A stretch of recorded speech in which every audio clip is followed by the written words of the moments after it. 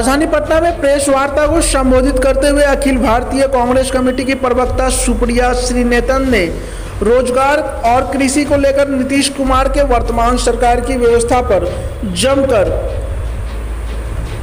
निशाना साधा। उन्होंने कहा कि 15 साल सरकार में जमे रहने के बावजूद आज तक रोजगार एवं कृषि की स्थिति बद से बदतर बनी हुई है।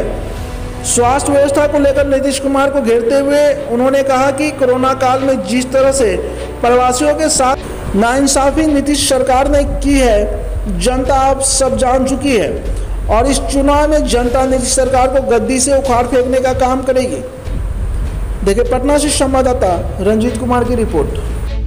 दोनों उत्तर प्रदेश और बिहार में इन लोगों की बदहाली कर दी थी और वो है प्रवासी श्रमिक, प्रवासी मजदूर जो हमारे देश की रीढ़ की हड्डी होते हैं।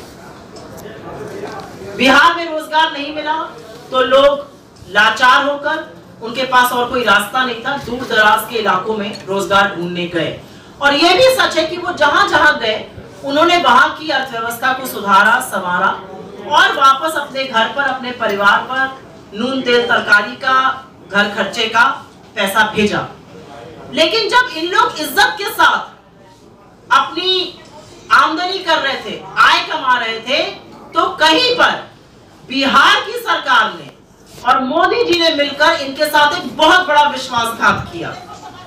वो बिल्कुल भूख से तड़प रहे थे, परेशान थे, तिलमिलाती धूप में पैदल चलने को मजबूर थे, उनके पैरों में छाले पड़े थे, फफोले पड़े थे और वो फिर भी घर जाना चाहते थे।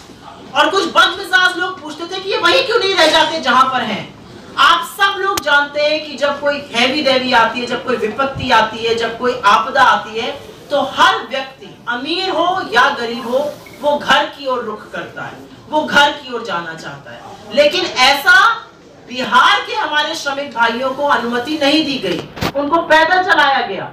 कल मैं नरकटियागंज के पास थी, मुझे 4 लड़के मिले, उन्होंने कहा हमने 15-15 हजार रुपए देकर किसी तरह से हम घर पहुंचे, हमारे पास यहाँ पर अब कोई काम नहीं है, वापस लौटने का कोई मतलब नहीं है, हमारे पास इस समय ना व्यवसाय का संसाधन है, जो थोड़ा बहुत पैसा बचा था वापस आने में चला गया और अब हमारे पास कोई नौकरी नहीं है, हम क्या करें। मेरे पास उनका कोई उत्तर नहीं है, लेकिन हाँ, जो हम सरकार बनाएंगे उसके पास इसका उत्तर है, क्योंकि हम रोजगार के साधन मुहैया कराएंगे। हम सुनिश्चित करेंगे कि जिन लोगों को लाचार होकर बाहर जाना पड़ता है वो ना जाएं, वो यहीं रहें, यहाँ रहकर उनको उपयुक्त रोजगार मिले। सुशासन का जो ढोल पीटते थे उन लोगों से कुछ सवाल हैं और मैं इन्हीं बातों के साथ, कुछ सवालों के साथ अपनी बात का अंत करूंगी। और सवाल बड़े सीधे से हैं, सवाल नीतीश बाबू से है, 15 साल उन्होंने सरकार चलाई है। सवाल प्रधानमंत्री महोदय जी से है, प्रधानमंत्री महोदय जी इसके अभिभावक रहे, इसके आका रहे, और उनसे मेरे 5 सवाल हैं कि 15 साल की सुशासन के बाद क्यों बिहार की आर्थिक वृद्धि निरंतर गिरती जा रही है। 15 साल के सुशासन के बाद प्रति व्यक्ति की आय आज बिहार में सबसे कम क्यों है।